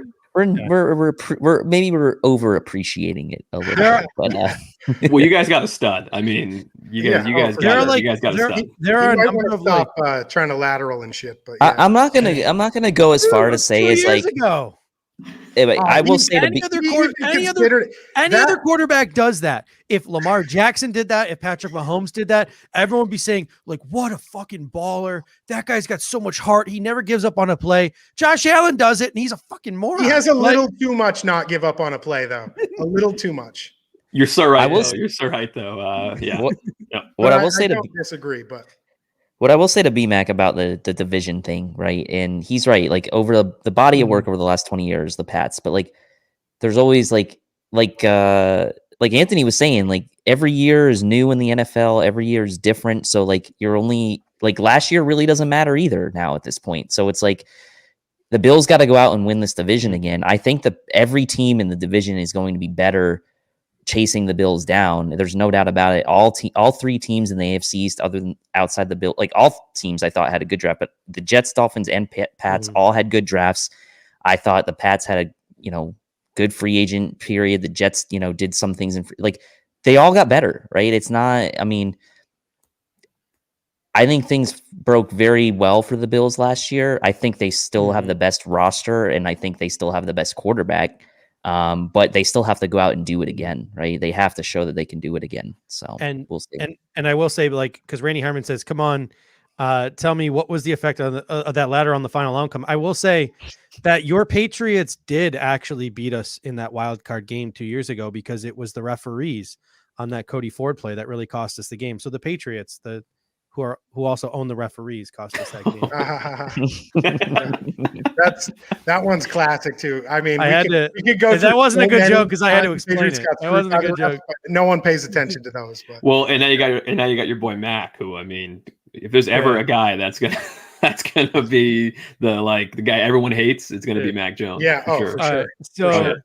So, I would just tell people got to be careful getting too cocky over one great I'm year. with you, B-Mac. I'm kind of with you. Like Like you I don't want to said- be over cocky. Like Well, and like we you still got to said, go out and do it. This league, with the way each year is its own year. Mhm. Talk to Jacksonville fans 3 years ago who were Mhm. 13-3 and playing the AFC Championship game. Where are they now? Put that juju Talk on to us right now. B-Mac. Atlanta But here's the fans. thing. Talk to Atlanta fans from the Super Bowl year. Those teams thought they were at the start of their dynasty, and it's gone in a blink. We of also an eye. just saw it happen this past year because the San Francisco 49ers got hit with injuries and their I'm team just was saying, picking- don't Atlanta, think because- Atlanta's a good one because they had the franchise quarterback and then they came back back to earth. Jacksonville had that historic defense with Blake Yep. Bortles at quarterback, and Mhm. I always say it's much harder to sustain a top level defense than it is a top level sure. offense when you have a star quarterback. So, the Bills defense definitely took a step back last year. So if the Bills defense can take a step back in the right direction this year, then maybe they can be better than they were last year. So like there's a lot of variables. I think that all the teams are better. I don't think it's going to be a cakewalk for the Bills to win the division. I still think they should win it based on who they have and based who they have at quarterback, but there's no guarantee that they will. Like they need to go out and do it. Anthony, tell us a little bit about the Every Morning Quarterback Podcast, or the EMQ Podcast, because I typed in Every Morning Quarterback Podcast in Spotify, I couldn't find it, so it has to be EMQ, EMQ Pod. I know you've interviewed, I think, Mike Golick, which was pretty awesome. You've interviewed Caleb Huntley. You've done a bunch of other things with guys from the ACC network, but you have Thurman Thomas, correct, and Don Beebe coming up in your next couple of shows. Thurman, maybe. Don, we just actually did a spot with him earlier today. He had some great things to say about the entire city of Buffalo, and then he went on a rant about how parents aren't doing their jobs now. So get ready for that one. That was a great one.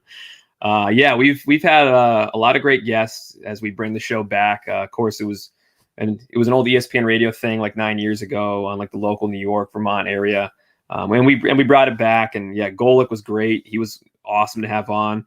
Austin Eckler joined the show for the second episode. He was you guys an had absolute blast. Mark. You guys had Mark Ross too, former Buffalo and Bills Mark Ross, player. former Giants exec, and we've been fortunate to be having some great guests. But the whole show has been great. BMAC and our other guys, Connor and Zach, they've been fantastic on the show, and you can find it on Apple, Spotify, YouTube. Everyone at Quarterback. You can go to EMQpodcast.com, and that's kind of where everything is housed, and you can just click on stuff from there, and we do all of the graphics, and it's a whole lot of fun.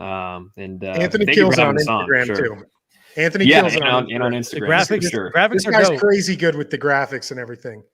It's and I will say that we are Jets and Pats fans, but we're also huge fans of you guys too. So Anthony, are you EMQ Speak for podcast yourself. on your EMQ podcast on Instagram? Is that what you are? yeah, EMQ Podcast. Yeah. All right, I'm on it. I'm following you now.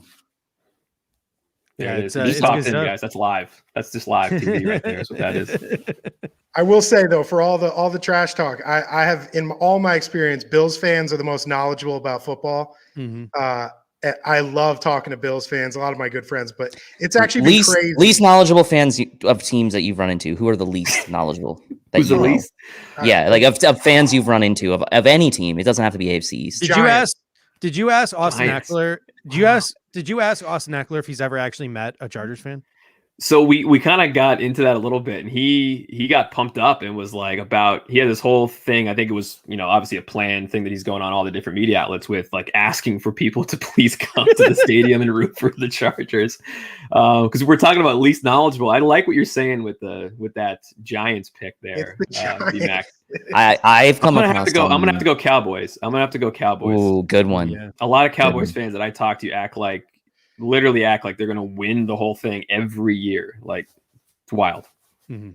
I might be slightly biased because every Giants fan I run into only remembers 2 plays ever. Of course. But, Yeah, there's a little bitterness there amongst the Pats and Giants. And they also think that contingents. Eli was good. I know he won 2 rings, but Yeah, it's not just that they don't the remember, standard? they don't Yeah. know anything about their own team most of the time. They're such fair weather fans, but Cowboys was a good choice too, Anthony. That's a nice one. Steelers can kind of go in that category with the Cowboys.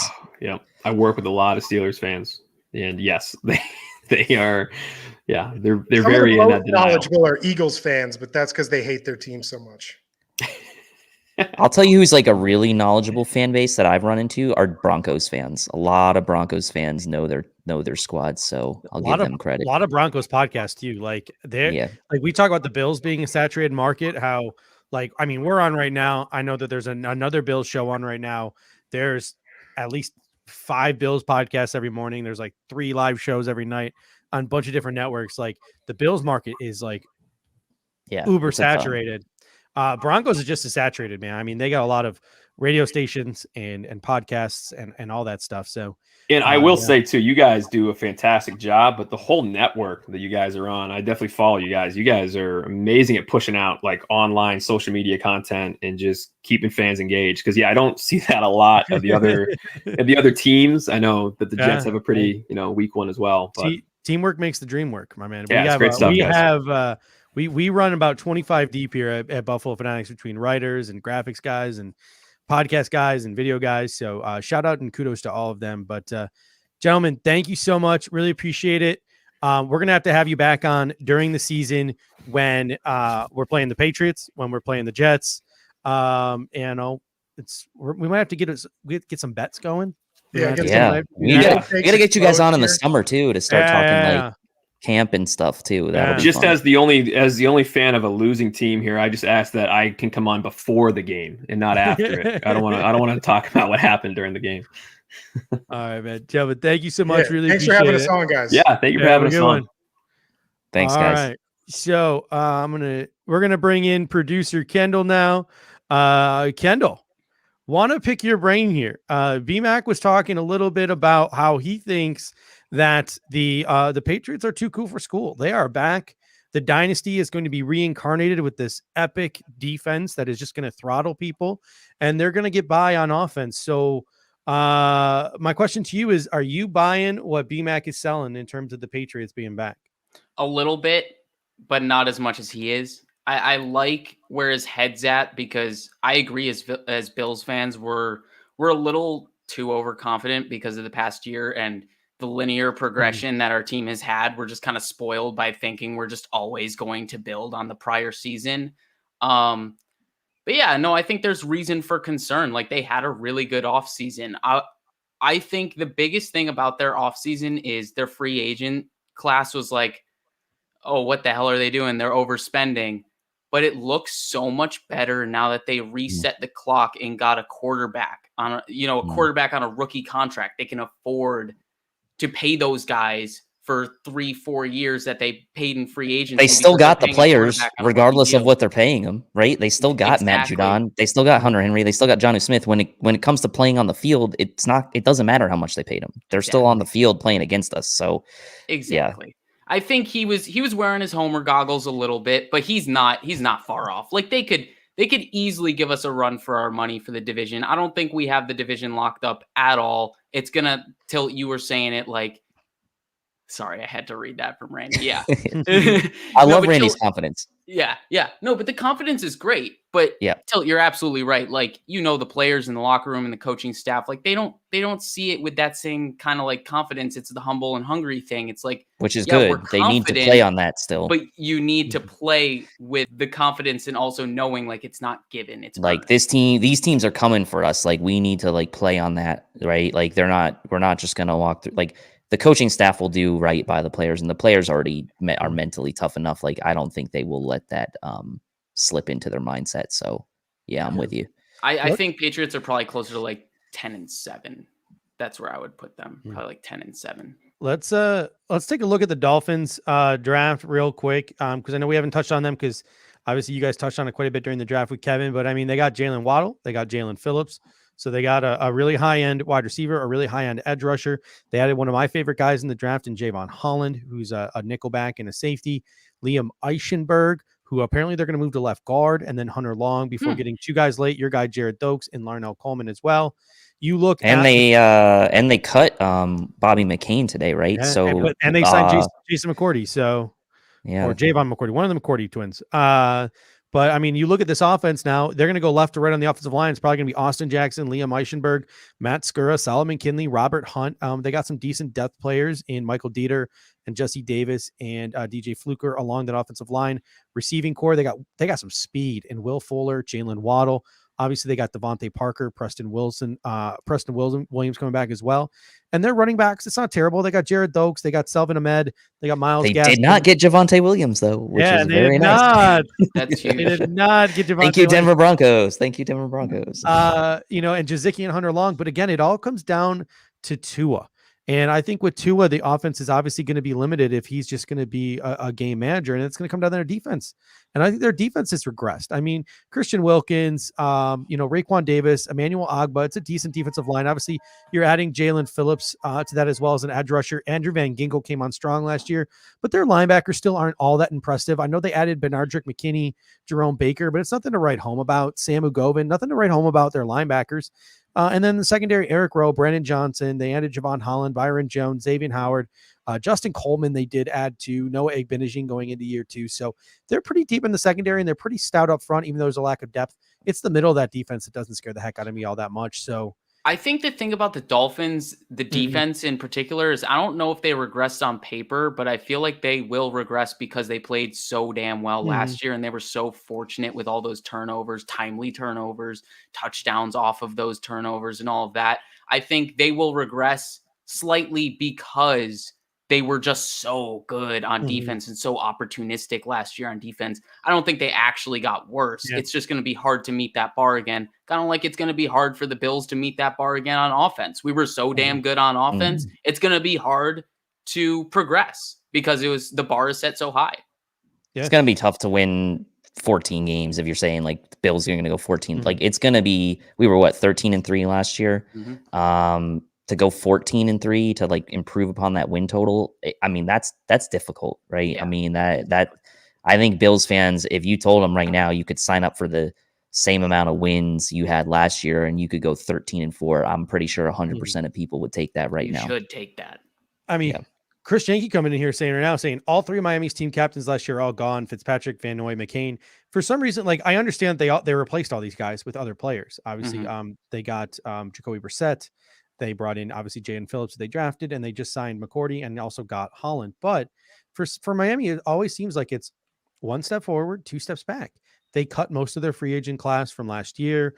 Every year they're changing up a coordinator of some kind. Like there's always these changes to Miami, and you ask yourself, like, maybe there needs to be just a little bit more consistency for them to be successful. So one of the reasons why I'm confident that we can once again topple Miami is just the fact that, like, where's the consistency?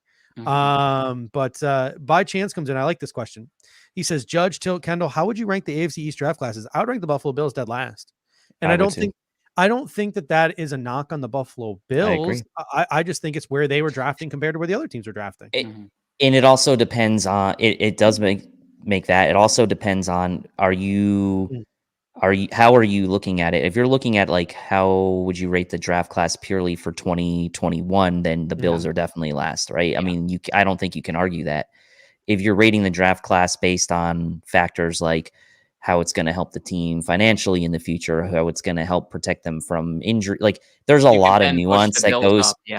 But like I would say, I mean, honestly, I think if you just like kind of put it in a vacuum and look at the top 3 picks from each team, right? And you say, okay, the Jets got Wilson, Vera Tucker, Elijah Moore. The Pats got Jones, Barmore, Perkins. The Dolphins got Phillips, Waddle, and who was it? Holland was their third.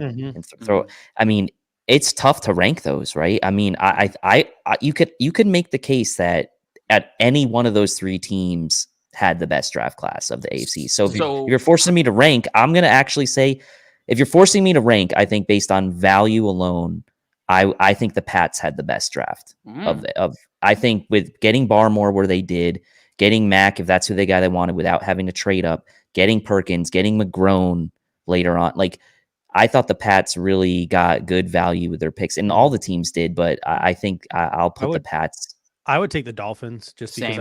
I like the players that they took, and I like the Jets too. But like the Jets, I think is going to take a while for you to see some. It's of those easy to defensive take the players value. Dolphins though because they had Yes. 4 picks in Yeah. the top whatever I it was. actually right? like the Dolphins Mhm. most from a top to bottom, even like I Yeah. like Dokes, but I also like that I graduated from UMass. So Larnell Coleman, he was actually like the only guy on their offensive line that was respectable. He stood out like a sore Mhm. thumb. But yeah, no, I think the Dolphins probably have the best entire draft Mhm. class. And then I don't know. Yeah, I'm like really It's tough, split right? on the I fence mean- for Jets versus Patriots. You It- could go either way. They're all I'm good. a little iffy on where the Jets invested for their defensive backs. I have so many questions for what they're going to do in their secondary, like because of drafting 3 safeties, 2 of which could potentially be linebackers. And yeah, like you were talking to Anthony about what their cornerback situation is with like Bryce Hall and what is it, Blesson Austin being their 2 starters. So yeah, it's tough, but yeah, maybe the Patriots would be second for me. But yeah, Mhm. the Bills To would be- probably be last in terms of instant impact, but I really like the Bills draft. It's not a knock Mhm. on that. Mhm. I mean, Pierre's saying here these teams can go from A to F depending on if they hit a QB. That's true, Yeah. right? If Mac Jones is a bust, the Pats draft may end up looking bad. But if we look down 2 years down the road and neither Rousseau and Basham pan out, you could say the same about the Bills Exactly. draft, Mhm. right? So the point being, I guess, that Pierre's making is that like it's very difficult to grade draft classes right now before anyone even plays. Yeah. So and then his comment here is more about the team generally, regardless of the draft, right? What puts the Bills over the top is the clutch factor at QB. Yep. And that's where the Bills should be head and shoulders above every other team in this division right now. And they are. So that obviously should give them the clear advantage going into the season, regardless of the draft classes. And regardless of what those teams did in free agency, because they still have the cream of the crop at QB in the division. So Pierre's right about that. This is a good one from Randy. Yeah, no, there's I mean, look how many the Jets traded both of their 3rd round picks and they still had like 9 picks or something like that. Yeah. 9 or 10. So yes, everyone else drafted to catch up. We drafted to stay on top. And this is what the Bills were in that position for years where they were drafting to catch up. And let's be honest, they didn't have a ton of good top to bottom drafts over the years. Like there have been guys that have hit, but man. We have a conversation real quick too about like the upside of the Bills draft. The homer in me is already like so twice in 2 days, the homer in me. And I know they're not even like comparable players, but I saw the video of Myles Garrett working out. Like, holy shit. First of all. Yeah. Mother, like that dude is, and I just looked at myself and I'm like, I'm just like, Gregory Rousseau, go find his trainer, go hit him up. And then I saw some clip about Julius Peppers in his prime. And I thought to myself, like, I'm not like Gregory Rousseau is a little stiff. He might not be the athlete of those 2 guys, but at the same time, I look at a Gregory Rousseau and like, as a Bills fan with my Homer goggles on, I start thinking to myself, I'm like, man, what if this dude gets into the Buffalo Bills weight room and conditioning room? What if this dude, gets on the football field and only after 1 year of football actually starts to get some real coaching and starts to grind and it all starts to click? Like, I still disagree with the Gregory Rousseau pick. There were players on the board I would have had, but I really do think there's a possibility that Brandon Bean can make me look like an idiot 2 or 3 years from now. So he could. I'm really pumped about that. And the Homer glasses are already on. They're already on. There's a trend though with Brandon Bean's drafts in the past 3 years. He's taken guys that have taken slides from a year-to-year basis. You look at Ed Oliver, he takes a dip, albeit a very small dip, but he takes a dip because he didn't do so great in his draft eligible year. Then you go next year, H.A. Epinesa takes a slide down boards. Year before that, he was considered a top 10 target. Then you look at Rousseau. He was looked at as a top 10 blue chipper. He takes a slide. So Brandon Bean's taking high upside picks, guys that have shown that they can be blue chippers, as young guys in college football, they're winning at a younger level in college football compared to these like 5th-year seniors that are dominating like Landon Dickerson. Like there's more. That's what you have to do. Guys. And that's what you have to do if you're Brandon Bean and you're picking at 30 and you're picking in the you late. have to take the upside, and after the confidence and the hubris he's gotten from Josh Allen, trading up for someone with such amazing raw talent and crazy upside like Josh Allen, he deserves he deserves to do it again because he saw the impact and the effect of how culture and a great organization can turn a raw, nothing quarterback, just a ball of clay quarterback into someone who is a unbelievably cerebral quarterback, but also just an amazing athlete. So, it's a great fit for Rousseau, and it's a great fit for the team because they don't need him to impact immediately, but it would be great if he did. And he's got the opportunity to grow as a player and potentially impact this team, in week 10. And we got LeBron 913 coming in saying, if we get the 2020 offense and the 2019 defense, the Chiefs have no chance. And I go back to that clip I showed of Harrison. That's when you have a special season, if that can happen. And I go back to that clip I showed of Harrison Phillips on Monday when we were talking about how good this defense could possibly be and what to expect from this defense. Harrison Phillips said, listen, not having fans in the stands, the quarterbacks had their ways with us. Like they could do whatever they wanted, whenever they wanted. They could audible, the receivers could hear them, everyone's on the same page. So number one, your offense, Josh Allen, needs to overcome that because he's not going to be able to do that this year. And then number two, your defense could possibly be better. So if Josh Allen can overcome it, the defense can get back on track. They get some reinforcements, guys like Basham, guys like Rousseau, and they can make that secondary better. Guys like, make it better for guys like Levi Wallace, Teron Johnson, who got picked on in the nickel early on in the season. Yeah, it could definitely be a special season. All right. Let's wrap this thing up here. Gentlemen, from each of you, who do you think is the number one threat? And people in the comment section too, I want you to chime in with what you think. Who is the number one threat to the Buffalo Bills in the AFC East? Is it the Jets? Is it the Dolphins? Or is it the Patriots? Kendall, I'll start with you. Who's the biggest threat to the Buffalo Bills to take the AFC East crown?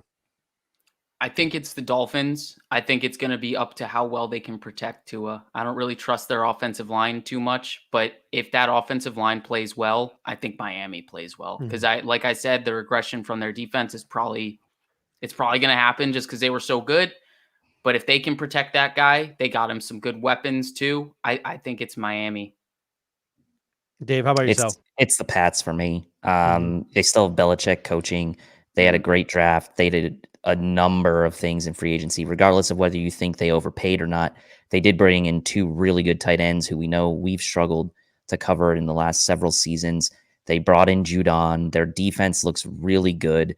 And to me, like, if you want to say Miami because of Tua, like, I don't know that Tua is head and shoulders above Cam Newton or maybe even Mac. Like, we don't know. So to me, like, yeah, maybe the Pats are slightly lesser from a quarterback front if you want to put Tua above Cam Newton. And I'm not even saying you should, but if you want to, I'm not going to argue with that. And who knows if Mac Jones might be playing. But so for me, it's the Pats with Belichick and that defense and all the things they did in free agency. Yeah, I'm with you. I think the Patriots have the ability to have a top 3 defense in the National Football League this year. Like, there's just so many names on the defense. And then Lance says it best. It's always going to be the Patriots until Bill is gone. So Bill Belichick, with all of those toys on defense, he's got Hightower, he's got Chung coming back. Stephon Gilmore is not going anywhere. They got JC Jag, apparently. I think JC Chung Jackson retired. is there. Yeah, Who? Oh, Chung retired.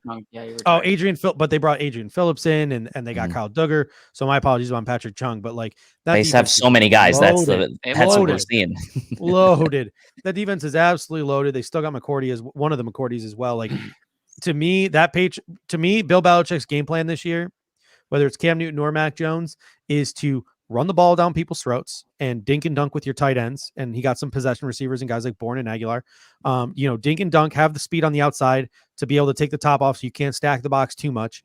But dink and dunk with those tight ends, working the seams and running the football, and then just controlling the possession and skull fucking people on defense. Like that is going to be Bill Belichick's game plan this year.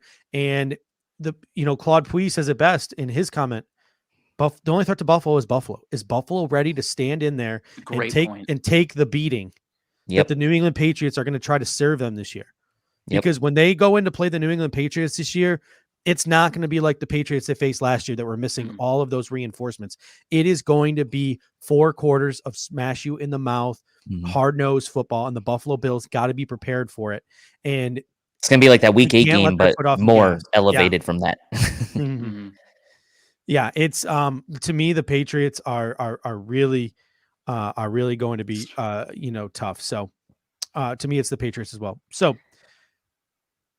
Bills has to actually, says Pierre, Bills actually has to actually prove Bill. it, I think he's referring to Bill Belichick. yes. Has to actually prove it wasn't Brady before he gets credit for being a great coach. Just saying. Yeah, I mean, I guess you could say that. I think they looked good in little, patches last season, and with the roster they had, it was tough to obviously keep it consistent. So BMAC said it best when he said like they won 7 games with the atrocious roster they had. Like to perform as well as they did last year with the paper roster they had, it's a testament to how good of a coach Bill is. The reason they were so great for so long was the combination of Bill being a great coach and Brady being a great quarterback. That is the recipe of that coach. The Hall of Fame coach and the Hall of the GOAT quarterback. Like you could argue the GOAT coach and the GOAT quarterback together on the same team is why they won 17 divisions or whatever it was. So I'm not going to sit here and say that Bill is not a great coach just because he doesn't have Tom Brady. I can't do that. And either, Stephen Murphy comes in and says Bill can't prove it wasn't Brady because Brady literally went to Tampa and proved I mean, it wasn't Brady. that's a good point. That's also you don't think that's going to fuel Bill Belichick? Like you don't think that ate away at him all off season? So to me, I think that the Patriots are going to come back with a force this year. I don't think they're better than the Bills. I think the Bills are better because of who they have under center at quarterback. I think our offense is one of the top 3 offenses in the National Football League if Josh Allen continues to do what Josh Allen does, and I have full faith that he will. Emmanuel Sanders, Cole Beasley, Gabe Davis, Stephon Diggs. You got Darrell Williams, you got Mitch Morse in the middle, and you got Deion Dawkins bookending that offensive line. Their offensive line can pass block. Josh Allen can throw a football. He has 4 legitimate threats in the passing game, not to mention contributing pieces, guys like Dawson Knox, Marquez Stevenson, Isaiah McKenzie. This offense is better than that defense if they put it together, but they need to be able to withstand that fucking knocking in the mouth shit that the Patriots are going to pull. It's a different animal. Heavy stuff. It's a different animal this year. Last year, it was the Bills clearly had the best roster and the up and coming star quarterback, and they did for this year. And they did it on the field by taking the division, getting that over the mental hurdle of winning the AFC East, which was something they couldn't have. Now it's a different animal this year. Now we've proven that we have the star quarterback. We have these great weapons around him. We won the division last year. We made it the AFC Championship. Now it's like you got to defend the turf, right? Last year we were the hunter, at least to take the division, and then eventually we did become the hunted, but we are the hunted this year. And it's a different, it is going to be a different mentality, and it's going to be a different feel for the Bills as a team, as fans, as an organization. It's like, it's not something we've experienced since the mid 90s. So Jack says, imagine if the run game comes back, our offense, but yeah, I mean, look, I don't know that you want to to me, that's a home run threat in the passing game. Like, to me, it's less about the running game and it's more about the team as a whole. If we can win football games in spite of Josh Allen's bad play, we're built for sustainable success because we can't be built on a model where we can only win games when Josh Allen is above average. Yeah. We can't do that. And that's how we went 13-3 last year. If our defense improves this coming year, we are built for sustainable success because we can win games in spite of Josh Allen making mistakes, which everyone does. And that's what a true team is, when it can win in spite of bad quarterback play. And we don't even have bad quarterback play, but you need to hedge that, the fact that it could happen. All right, ladies and gentlemen, that'll just about do it for this evening. We're working on some things here. Obviously, free agency's over. The draft is over. I know next week the schedule is being released. We're in talks with a couple of different guests to come on and talk to us about the schedule release. So we'll have that coming for you in the next couple of weeks. I'm ready to start breaking down this roster. Like I'm ready. I'm ready to go position by position, start talking about camp battles, start talking about who's in, who's out. I'm ready. You guys had to hold me back. I was chomping at the bit. I'm like, all right, Thursday show, we're going to start breaking down the roster. We got plenty of shows. You're like, easy there, killer. Easy there. So someone said, Harold Fuller said, interview Quentin Morris. Maybe, Z-Bot is doing a great job pulling in the interviews. Rico's doing a great job pulling in the interviews. I reached out to DeMar Hamlin before the show today. Yeah. So maybe we can I know. Yeah, maybe we can pull a couple player interviews. But we're gonna be trying to bring a bunch of different stuff to you guys this offseason, experimenting with a bunch of different stuff. I know we're gonna try to get you guys more involved. Maybe bring back the phone lines towards the end of the show, where you guys can call in. Obviously, you can have your camera on if you want, or you don't have to have your camera on. It can be a call in like a radio show where you can just talk to us over the phone. So we might start taking calls again towards the back half of shows. We might start doing some things where you guys can hit us up with topics you want to talk about. Join us the last 15 minutes of the show and and talk about whatever it is you want to talk about. So we are Chris is ready to go to talk about those camp numbers. So Chris, if you want to join us, man, feel free to hop on. We'd be happy to have you. Let me just tell everyone, Chris, this guy knows roster breakdown by position, the history of the Bills, the history of McDermott, like nobody else. Like, oh yeah, Chris is a knowledgeable dude. So if I know he's on Twitter as well, so hit him up. He'll be a wealth of knowledge for you as well. Interview Warren G. I mean, hey, can I be honest? I feel like that would be harder to get than just getting Elijah Griffin. Can I be honest with you? I had no idea who the hell Warren G was. Oh, Judge, how could you say that on live air like that? How could even you do Kendall, who's like 20 years old, knows who Warren G is? I don't know how old Kendall is. He's probably like 22. I'm 24, but you're right. Yeah. The point is right. I had no idea who he was. You blew it. I had to look it up. All right, ladies and gentlemen. Hey, people are mad. You're getting roasted. Good thing it's the end of the show. We only have 144 people watching. Yeah. You only instead of embarrassed 200. yourself a little bit. Pierre's literally gonna like kick me out of like half of our chats. All right, ladies and gentlemen. Until next time, go Bills. Go Bills. Go Bills.